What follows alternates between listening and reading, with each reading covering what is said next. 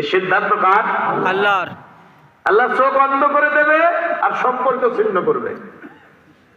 এখন আল্লাহ যদি হাসরের ময়দানে কারোর সাথে সম্পর্ক ছিন্ন করে, আল্লাহ যদি কাউরে ভুলে যায়, বাঁচার কোন উপায় আছে কি ভাই?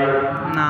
বলবেন আমার মা আছে, আমার বাবা আছে, আমার নেতা আছে, আমার দল আছে, আমার গোষ্ঠী আছে, আমার অনেক লাখের জোর আছে, তারা বাঁচাবে? বাঁচানোর সুযোগ আছে? কোরআনুল কারীমে আল্লাহ বলছেন, শোনান, হাসরের ময়দানটা এত কঠিন বিভীষিকাময় হবে।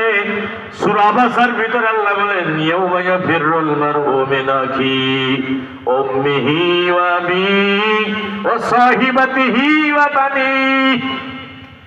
হাসরের ময়দানটা এত কঠিন বিভীষিকাময় হবে, মা সন্তান থেকে পলায়ন করবে, পিতা পুত্র থেকে পলায়ন করবে, ভাই ভাইয়ের থেকে পলায়ন করবে।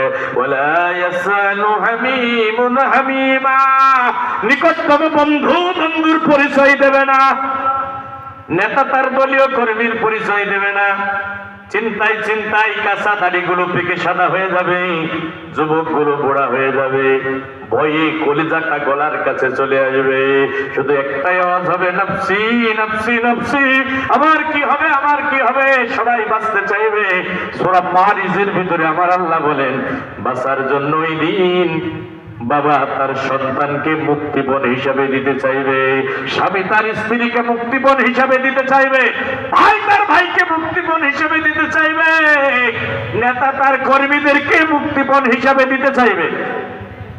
বিস্ময়কর ব্যাপার, কোরআনের এই আয়াত আমাকে হতবাক করে দিয়েছে। দুনিয়াতে মা বাবা তার সন্তানকে বাঁচানোর জন্য জীবনের পরোয়া করে না। এই যে কয়দিন আগে ফেরি থেকে একটা বাস নদীতে পড়ে গেল, আপনারা দেখেন নাই?